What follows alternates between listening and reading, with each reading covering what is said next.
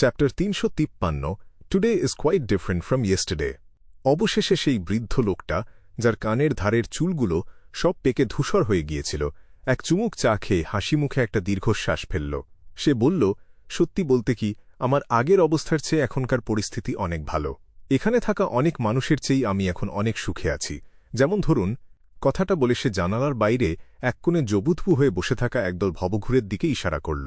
ক্লাইন মোরেত্তি আর mic Joseph সেদিকে তাকিয়ে দেখল, একটা নোংরা জায়গায় বাতাসের ঝাপটা থেকে বাঁচতে একদল ভবঘুরে কুঁকড়ে শুয়ে আছে।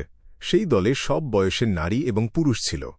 দেরি করে আসা এই শরতের হাড়কাঁপানো ঠান্ডায় তারা যে আর কোনোদিন জেগে উঠবে না, এমন সম্ভাবনাও বেশ প্রবল। ঠিক তখনই ক্লাইন মোরেত্তির নজরে পড়ল রাস্তার পাশে দাঁড়িয়ে থাকা ষাটের কোঠায় বয়স এমন এক বৃদ্ধা মহিলা। তার পোশাকটা পুরনো আর ছেঁড়াফাড়া হলেও সে ছিল তুলনামূলকভাবে পরিপাটি, আর তার চুলগুলোও বেশ সুন্দর করে ছাঁটা ছিল। সাদা চুলের সেই বৃদ্ধার চোখে মুখে একজন ভবঘুরের চিরচেনা ক্লান্তির ছাপ থাকলেও সে অন্য সবার সাথে ওই ভিড়ের ভেতর গা ঘেঁষাঘেঁষি করে বসার চেষ্টা করছিল না। পরিবর্তে সে রাস্তার ধার দিয়ে ধীর পায়ে হাঁটছিল আর মাঝে মাঝে শূন্য দৃষ্টিতে এই কফি শপটার দিকে তাকিয়ে দেখছিল। এর আগে ফেলে দেওয়া কালো রুটিটা যে ভবঘুরে লোকটা খেয়েছিল, সেও ওই বৃদ্ধাকে খেয়াল করে দীর্ঘশ্বাস ছাড়ল। সে বলল, সেও এক বড় হতভাগ্য মানুষ। শুনেছি অতীতে তার জীবনটা বেশ ভালোই ছিল। তার স্বামী একজন শস্য ব্যবসায়ী ছিল আর তাদের একটা বেশ চটপটে ছেলেও ছিল। কিন্তু দুর্ভাগ্যবশত সে দেউলিয়া হয়ে যায় এবং তার কিছুদিন পরেই তার স্বামী আর সন্তান মারা যায়। সে আমাদের মতো নয়। আসলে এক নজরে তাকালেই আপনি সেটা বুঝতে পারবেন। সে হয়তো আর বেশি দিন টিকতে পারবে না, যদি না প্রতিবার সে কোনোভাবে ওয়ার্ক হাউসে জায়গা করে নিতে পারে। কথাগুলো শোনার সময় মাইক জোসেফের শান্ত চেহারাটা ধীরে ধীরে গম্ভীর হয়ে গেল। সে একটা দীর্ঘশ্বাস ফেলে বলল, আমি তার একটা ইন্টারভিউ নিতে চাই। আপনি কি দয়া করে তাকে আমার হয়ে ভেতরে ডেকে আনবেন? সে এখানে যা খুশি খেতে আর পান করতে পারে। লোকটা এই অনুরোধে খুব একটা অবাক হল না। সে কেবল একবার ক্লাইন মোরেত্তি আর মাইক জোসেফের দিকে আলাদা আলাদাভাবে তাকাল, যেন সে বলতে চাইছে যে তোমাদের দুজনকেই আসলে সহকর্মী বলে মনে হচ্ছে। সে চা শেষ করে উঠে দাঁড়িয়ে বলল, হ্যাঁ, আমার নিশ্চিত মনে হয় সে এতে খুব খুশি হবে। তারপর সে সেই তেল চিটচিটে কফি শপ থেকে বাইরে বেরিয়ে গেল। কিছুক্ষণ পরে সেই বৃদ্ধা মহিলা, যার পোশাক পুরনো হলেও পরিষ্কার ছিল, লোকটার পিছু পিছু ভেতরে ঢুকল। কফি শপের ভেতরের উষ্ণতায় তার ফ্যাকাশে মুখটা একটু উজ্জ্বল হয়ে উঠল। সে কাঁপছিল, যেন সে তার শরীরের ভেতর থেকে জমাট বাঁধা ঠান্ডাগুলোকে এক এক করে বের করে দিয়ে কফি শপের ভেতরের গরম বাতাসটুকু শুষে নিতে চাইছে। চেয়ারে বসার পরেও তার শরীর গরম হতে পাক্কা 1 মিনিট সময় লাগল। মাইক জোসেফের হয়ে ক্লাইন মোরেত্তি কথা বলল। সে বলল, আপনি যা খুশি অর্ডার করতে পারেন। এই ইন্টারভিউটা দেওয়ার জন্য এটাই আপনার পারিশ্রমিক। মাইক জোসেফ মাথা নাড়ার পর বৃদ্ধা খুব বিনয়ের সাথে টোস্ট, সাধারণ মানের ক্রিম আর কফি অর্ডার করল। তারপর সে হেসে বলল, আমি শুনেছি অনেকক্ষণ না খেয়ে থাকলে বেশি তেলযুক্ত খাবার খাওয়া ঠিক নয়। খুবই মার্জিত ব্যবহার আর আত্মসংযম কোনোভাবেই একে ভবঘুরে বলে মনে হয় না। ক্লাইন মোরেত্তি মনে মনে একটা দীর্ঘশ্বাস ফেলল। খাবার আসার আগে মাইক জোসেফ ক্যাজুয়ালি জিজ্ঞেস করল, আপনি কিভাবে একজন ভবঘুরে হয়ে গেলেন? সে সম্পর্কে কি কিছু বলবেন? বৃদ্ধার চোখে এক মুহূর্তের জন্য স্মৃতির ছায়া ভেসে উঠল আর সে একটা তিক্ত হাসি হাসল। সে বলল, আমার স্বামী একজন শস্য ব্যবসায়ী ছিল। সে মূলত দেশের চাষিদের কাছ থেকে সব ধরনের শস্য কিনত। কিন্তু যবে থেকে গ্রেন অ্যাক্ট বাতিল করা হল, তবে থেকেই আমরা খুব দ্রুত দেউলিয়া হয়ে গেলাম। তার বয়সও খুব একটা কম ছিল না। সেই ধাক্কা সহ্য করতে না পেরে তার শরীর দ্রুত ভেঙে পড়ল। তার কিছুদিন পরেই সে মারা গেল। আমার ছেলেটা ছিল ভীষণ মেধাবী। সে তার বাবার কাছে ব্যবসার খুঁটিনাটি শিখছিল। সে এই আঘাত সহ্য করতে পারল না। এক অন্ধকার রাতে সে টাসক রিভারে ঝাঁপ দিয়ে বসল। তার প্রথম আত্মহত্যার চেষ্টা সফল হয়নি। তাকে ম্যাজিস্ট্রেট কোর্টে নিয়ে যাওয়া হয়েছিল। সেখানকার পুলিশ আর বিচারকেরা খুব বিরক্ত হয়ে পড়েছিল। তাদের মনে হচ্ছিল সে কেবল তাদের সময়ের অপচয় করছে। সে সময় তাদের আচরণে মনে হচ্ছিল যে তারা বলতে চায়, যদি তুমি আত্মহত্যা করতেই চাও, তবে দয়া করে সেটা নিঃশব্দে আর সফলভাবে করো, যাতে আমাদের কোনো ঝামেলা না হয়। হ্যাঁ, সম্ভবত তারা এটাই বলতে চেয়েছিল, কিন্তু সরাসরি বলতে পারছিল না। আমার ছেলেকে কারাগারে পাঠানো হল। তার কিছুদিন পরেই সে দ্বিতীয়বার আত্মহত্যার চেষ্টা করল, আর এবার সে সফল হল। বৃদ্ধা খুব শান্তভাবে কথাগুলো বলল, যেন এগুলো তার নিজের জীবনের কোনো ঘটনা নয়। কিন্তু কোনো এক কারণে ক্লাইন মোরেত্তি এক গভীর বিষণ্ণতা অনুভব করল। তার হঠাৎ করে আগের জীবনে শোনা একটা প্রবাদের কথা মনে পড়ে গেল, যার অর্থ ছিল যে মৃত হৃদয়ের চেয়ে শোকাবহ আর কিছুই হতে পারে না। এই পৃথিবীতে আত্মহত্যা করাটা শুধু চার্চের মাধ্যমেই নিষিদ্ধ ছিল না, এটা একটা দণ্ডনীয় অপরাধও ছিল। এর কারণ ক্লাইন মোরেত্তি খুব ভালো করেই জানত। প্রথমত, অনেকেই নদীতে ঝাঁপ দিয়ে আত্মহত্যা করে আর সময়মতো উদ্ধার না করা গেলে তাদের জল পিশাচ পরিণত হওয়ার একটা সম্ভাবনা থাকে। দ্বিতীয়ত, যারা আত্মহত্যা করে তারা সাধারণত খুব অস্বাভাবিক আবেগীয় পরিস্থিতির মধ্য দিয়ে যায়। তাই এই অবস্থায় প্রাণ বিসর্জন দেওয়াটা আসলে একটা বলিদানের মতো হয়ে যায়, যা কিছু অদ্ভুত আর ভয়ঙ্কর সত্তার সাথে যোগাযোগ স্থাপন করতে পারে। ফলস্বরূপ তাদের মৃতদেহ বা তাদের ব্যবহৃত কিছু জিনিসের মধ্যে অদ্ভুত অভিশাপ থেকে যেতে পারে, যা অন্যদের ক্ষতি করে।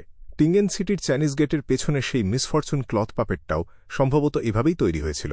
তাই 7টি অর্থোডক্স চার্চ তাদের অনুসারীদের আত্মহনন থেকে বিরত থাকতে বলে, আর রাজপরিবারও সংক্রান্ত আইন তৈরি করেছে। অবশ্য ক্লাইন মোরেত্তির কাছে এটা হাস্যকর মনে হল। যে মানুষ নিজের জীবন দিয়ে দিতে চাইছে, সে আবার আইনের ভয় পাবে কিভাবে?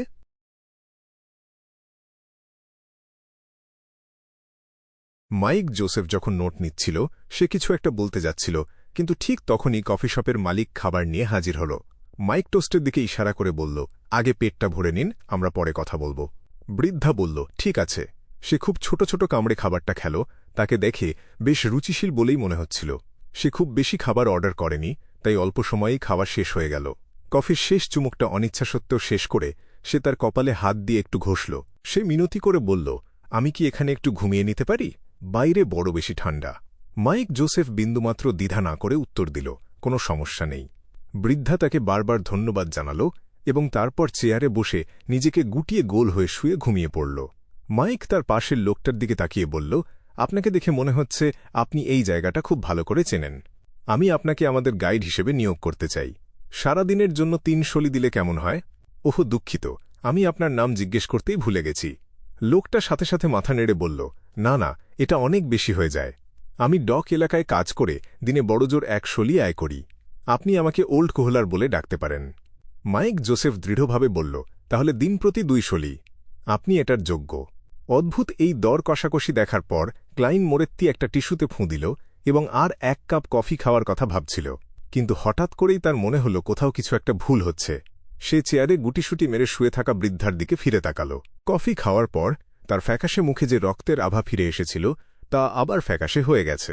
তার শরীরের আভা আর মনের রঙের কোনো চিহ্নই আর অবশিষ্ট নেই। ক্লাইন মোরেত্তি উঠে দাঁড়াল এবং অবচেতনভাবেই বৃদ্ধা নিঃশ্বাস নিচ্ছে কিনা তা পরীক্ষা করার জন্য হাত বাড়াল।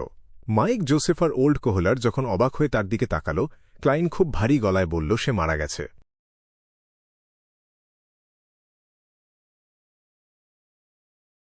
মাইক জোসেফ মুখ হা করল, কিন্তু তার মুখ দিয়ে কোনো কথা বের হল না। ওল্ড কোহলার তার বুকে 3 বার থাবা মেরে একটা তিতকুটে হাসি হাসল। সে বলল, আমি জানতাম সে বেশি দিন টিকতে পারবে না। ইস্ট বড় এলাকায় এমন ঘটনা প্রতিদিনই ঘটে। অন্তত সে পেট ভরে খেয়ে একটা গরম জায়গায় মরতে পারল। আমি আশা করি, হে, আমার ভবিষ্যৎটাও যেন ঠিক এমনই হয়।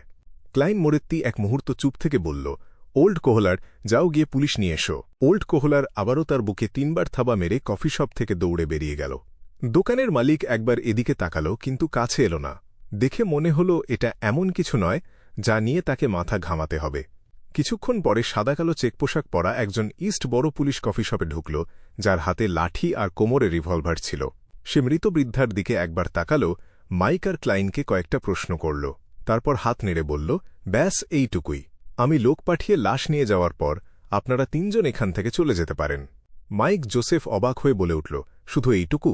সে যে ইস্ট বড় সম্পর্কে খুব একটা জানে না তা স্পষ্ট বোঝা যাচ্ছিল। পুলিশটা অবজ্ঞার হাসি হাসল। সে বলল, ইস্ট বড়তে এমন ঘটনা প্রতিদিন ভুরি ভুরি ঘটে। সে চোখ পাকিয়ে ক্লাইন আর মাইকের দিকে তাকাল। সে বলল, তোমাদের দেখে তো এখানকার মানুষ বলে মনে হচ্ছে না।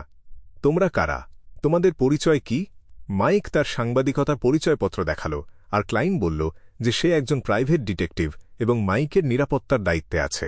পুলিশের মুখটা গম্ভীর হয়ে গেল এবং সে ক্লাইনের দিকে তাকিয়ে বলল, আমার সন্দেহ হচ্ছে তুমি অবৈধভাবে বন্দুক বহন করছ। আমি তোমার তল্লাশি নিতে চাই। দয়া করে আমাকে সহযোগিতা করো, নইলে একে গ্রেপ্তার প্রতিরোধের মামলা হিসেবে ধরা হবে।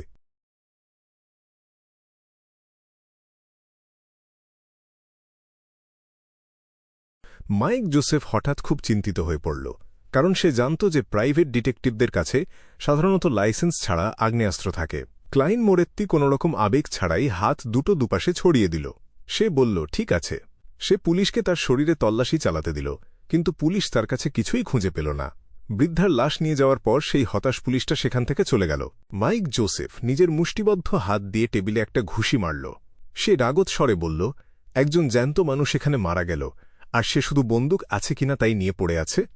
কথা বলে মাইক ক্লাইনের দিকে ধাঁধায় পড়ে তাকিয়ে জিজ্ঞেস করল, তুমি কি সাথে কোনো বন্দুক আনোনি? ক্লাইন মোড়েত্তি মাথা নেড়ে টেবিলের তলা থেকে তার হোলস্টার আর রিভলভারটা বের করে আনল। সে শান্তভাবে বলল, একজন ডিটেকটিভ হিসেবে এই ব্যাপারে আমার অনেক অভিজ্ঞতা আছে। একজন ম্যাজিশিয়ান হিসাবে সে চাইলেই চোখের সামনে রিভলভার রেখেও কাউকে সেটা টের পেতে না দিয়ে আড়াল করতে পারে। তাছাড়া সে কোনো সাধারণ বুলেট কেনেনি, আর তার অতিপ্রাকৃত বুলেটগুলো আপাতত গ্রে ফগের ওপরে রয়ে গেছে। তার রিভলভারটা এখন খালি, কিন্তু তাতে তার গুলি করতে কোনো সমস্যা নেই।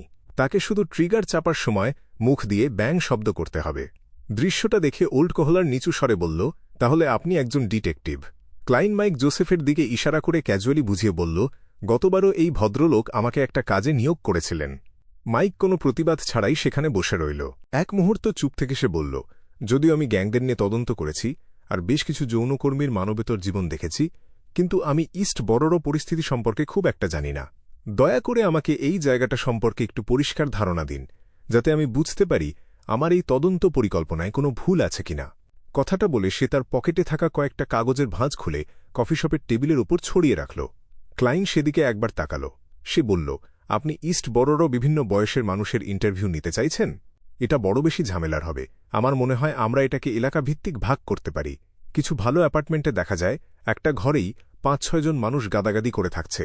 অন্যরা রাস্তার মোড়ে যেখানে একটু বাতাস কম লাগে সেখানে থাকে, কেউ পার্কের বেঞ্চে, কেউ বারে, আবার কেউ ওয়ার্কহাউসে থাকে।